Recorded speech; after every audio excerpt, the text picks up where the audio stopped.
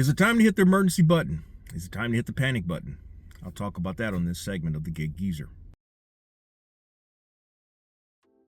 If this is your first time checking out the Gig Geezer, if you're a returning visitor of the Gig Geezer, thanks for coming by. And if you would not mind, hit that subscribe button, give my content a thumbs up, share my content among others, and I definitely welcome your comments in the section below.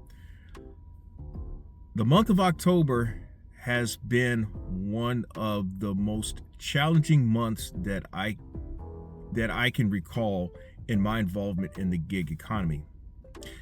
And usually you talk of a summer slowdown where the months of June and July, at least in the Columbia, South Carolina metropolitan area, are pretty dry because folk are, the main university is out.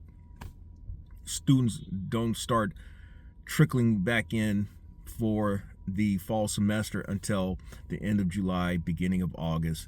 And there's also the signs of the tax-free weekends. And then you start seeing things picking up, at least in the gig economy. At least traditionally, that's the way it's been.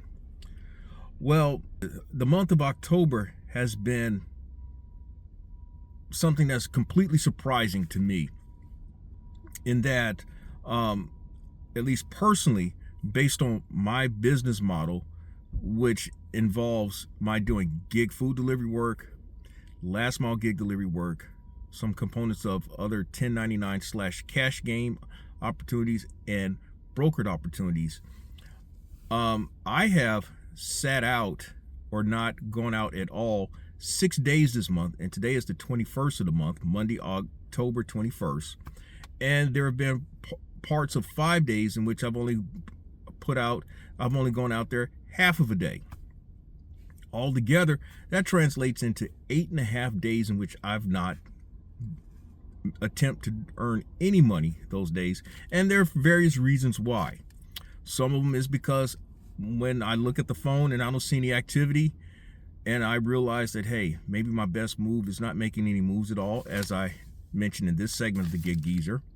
And then lately, I've been doing some things behind the scenes and with respect to my personal enterprise. And so those things that I've been doing take up time. Some of them take up money, but a lot of it takes up time. Well, those 8.5 days under normal, or at least what had been my typical numbers, those 8.5 days would have translated into $3,000 to $3,500 missed income. So for me right now, I'm at just over $3,700 for the month. Last week I earned $834. The week before that I earned $1,032,033. And in each of those 2 weeks, I was on the sidelines where I didn't go out and attempt to earn any money 2 days each of those weeks. And last week, not to mention not going out 2 days completely, 4 of those days I put in a half of a day. I hope you get where I'm going with this. There have been some market conditions that have affected how I've gone about doing my personal enterprise. And so the question begs, at least I've asked myself, is it reason for me to hit the panic button? Well, to be quite transparent, if this occurred in August, and for that matter, if this had occurred in the first half of September, it would be great reason for concern. And I'd probably have my hand right there on that button, ready to press it. I wouldn't be too far away from hitting that emergency button. But I'm in a position, at least for now, where I've not had to go through with pressing that panic button, that emergency button. But I'm sure that not everyone can say that. And so at this juncture, hey, I would say, if you like the content that's been provided in this segment or in any other segment, hit that subscribe button, give my content a thumbs up, share my content among others, and I definitely welcome your comments in the section below. If anything, I want to hear your comments. I want to hear what you have to say, how things are going in your market. I've asked this question before, but I know that given how my channel has really been suppressed in some ways by the YouTube algorithm, um, my content is not being seen by a lot of folk. We're talking very, very small numbers for someone who has as many subscribers as I have. So that said, it is what it is, but I still keep putting out content. And I guess that's what some people are saying with YouTube channels. Regardless if only 3 people see it, just keep putting it out. At some point, the algorithm will pick up your content, and eventually it may be put out. It may be put out before more people, and that's how you get your views, and that's how you get your subscribers. But that's not my motivation. As I've said, my motivation has always been to inform and educate and perhaps entertain. And yes, from a financial standpoint, yes, if I can earn enough money through the monetization of this channel or another channel of mine, then that money could be used to offset my expense of my van note and commercial insurance. But that hasn't happened, as I've said. What do you do in times like this? What do you do? That's a good question. As I mentioned, what I've done in recent weeks, I have invested time and some money into myself, hopefully to put myself in a position to where I will see more options available for me in my personal business enterprise. If that is realized, then I may see a resurgence of business and, of course, an uptick in income or an uptick in revenue. That's what we all want. We all want that. And then again, what we also want, and when we see, ultimately though, I think what we like to see is a consistent flow of revenue. Now, personally, I guess you could say I enjoyed somewhat of that consistent flow of revenue for about 20 months.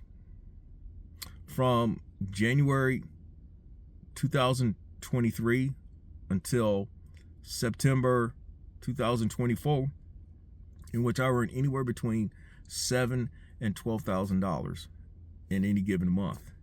Most months I had hit that $10,000 benchmark that I had often talked about. So I haven't talked about that in a while. Hadn't talked about that since what, June?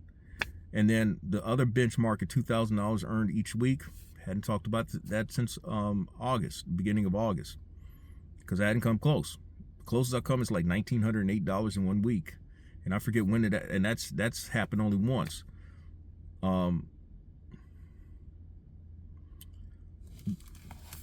Again, I say it's the market conditions. It's easy to say maybe it's the way things are right now is due to oversaturation. There is a certain amount of saturation in my market, but at the same time, there's not enough going around.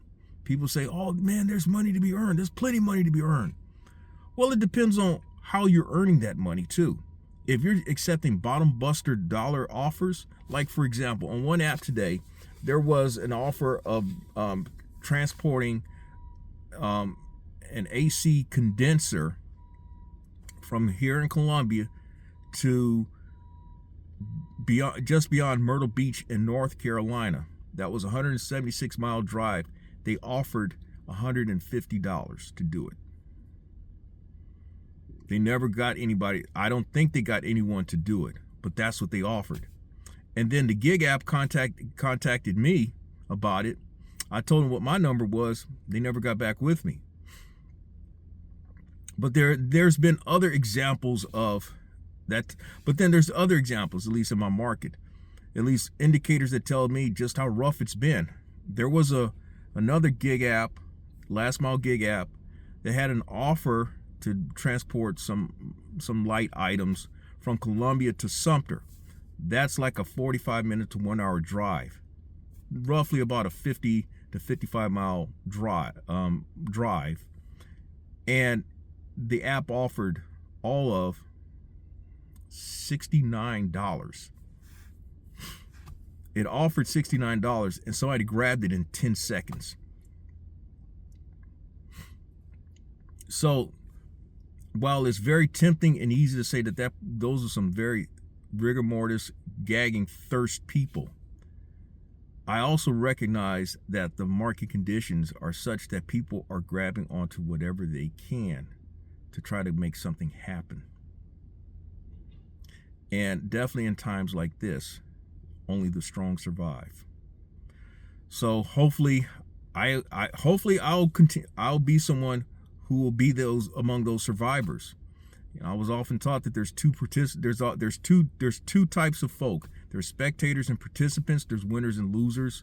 There's survivors, and then there's your casualties. And hopefully I'll be one who's a participant, a winner, and a survivor.